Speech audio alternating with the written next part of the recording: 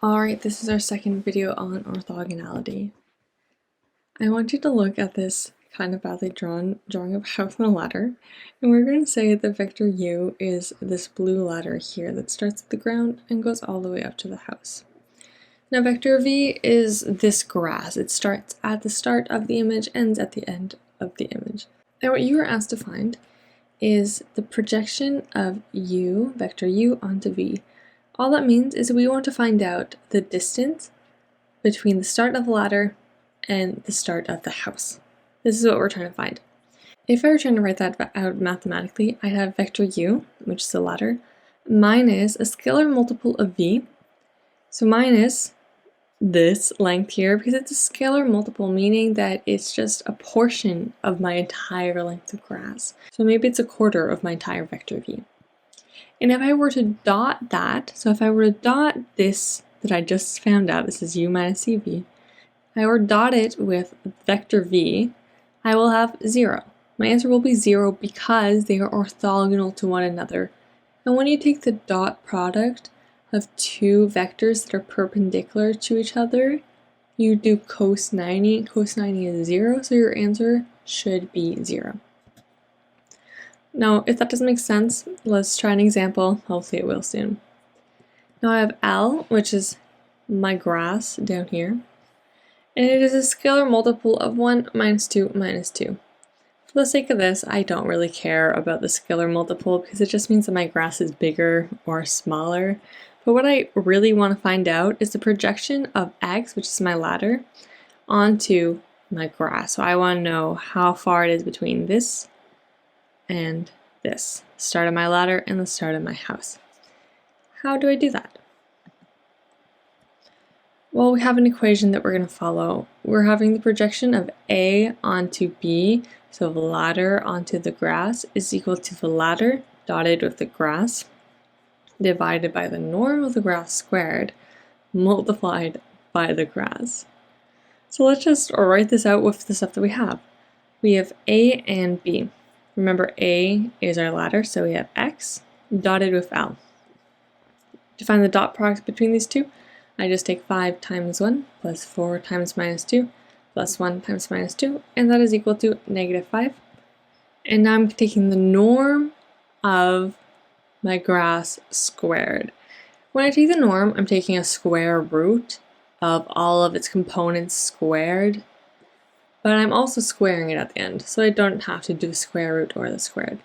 And 1 squared plus 2 squared plus 2 squared is equal to 9. Now remember, we take our answer here and we multiply it with our vector b.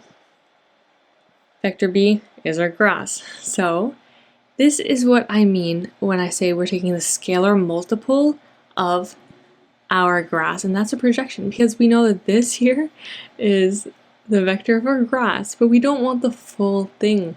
Here we actually want negative 5 out of 9 of this. So when we do that, we have negative 5 out of 9 times 1 is negative 5 out of 9 times negative 2 is 10 out of 9 and 10 out of 9.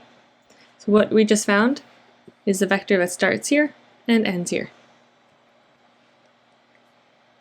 Now let's use what we just learned to find the distance between a point and a line. Here we have this purple point here, and it has coordinates 2, 3.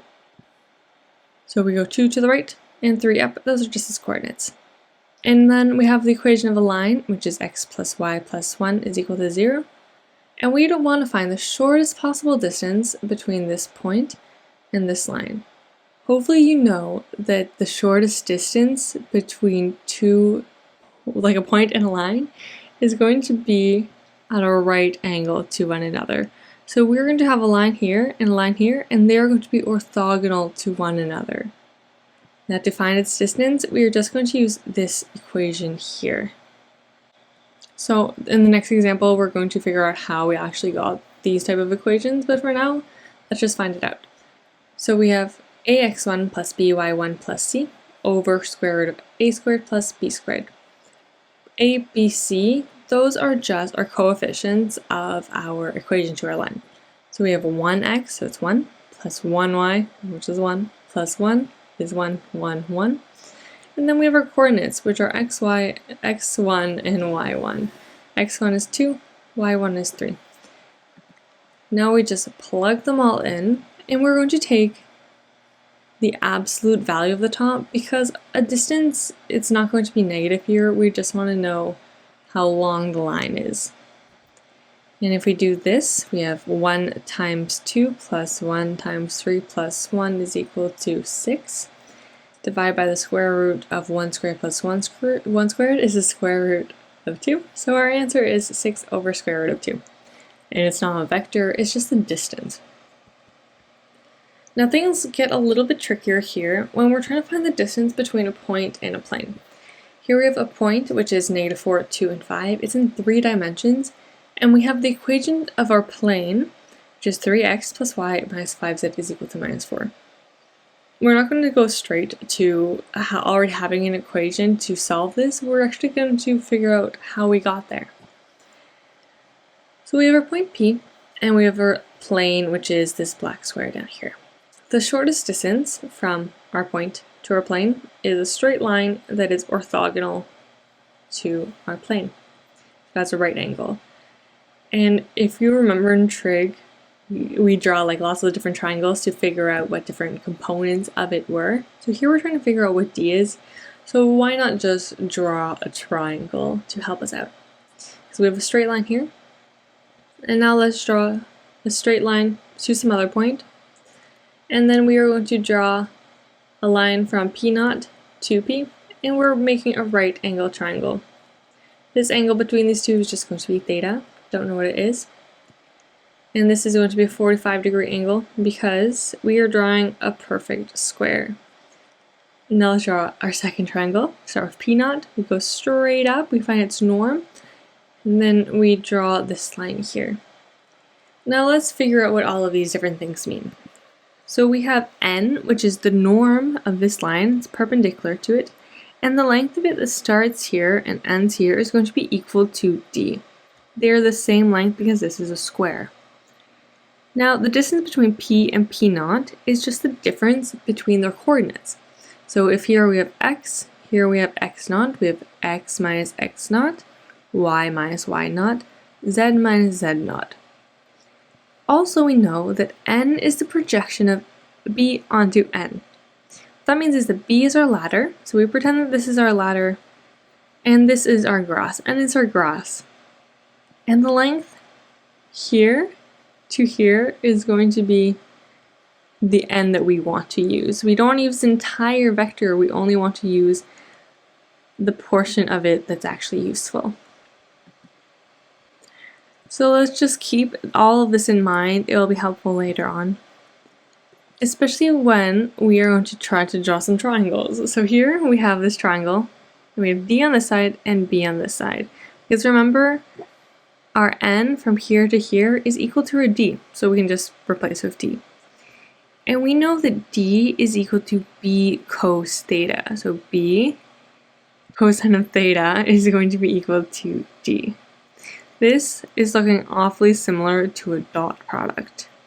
So if we were to rewrite this completely, we have D dot B is equal to the length of D times the length of B cos theta. You have D dotted with B over D, the length of D, is equal to D. How did we get this? Well, here we have B cos theta, here we have B cos theta, and we can just replace it with our D. So D goes here.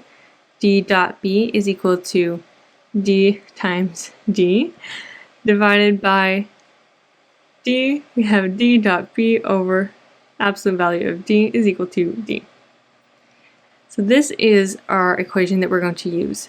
The reason why we did this again is because we don't care about the angles. We don't want to figure them out. They're not important to us right now.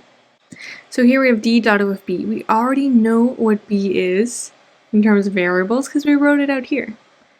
And D, well, we don't know what it is, but we know that its equation is going to look like ax plus by plus cz.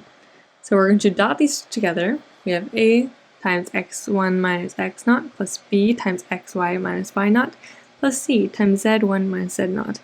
We're going to divide this all by the norm of D, the length of D that we don't know yet, is going to be the square root of a squared plus b squared plus c squared. So let's do that. We're going to just separate these, one side with ax1, by1, and z1, and then we have our ax naught plus by naught plus c z naught. And these are all negative because here we have a times negative x naught is negative x naught. But instead of having the negatives everywhere, we're just going to take that out here. And again, divided by the square root of a squared plus b squared plus c squared. So what do we do next? We know that the equation to a plane is ax plus by plus cz plus d.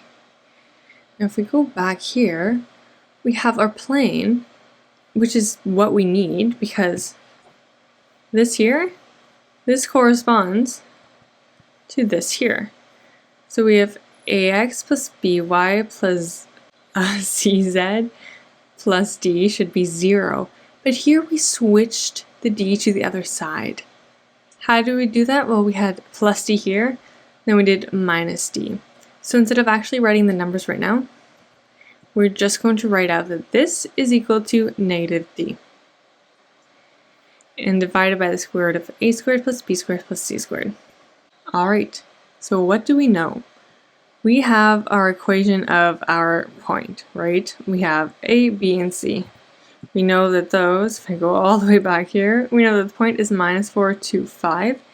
And we know that our plane is 3x plus y minus 5z is equal to minus 4.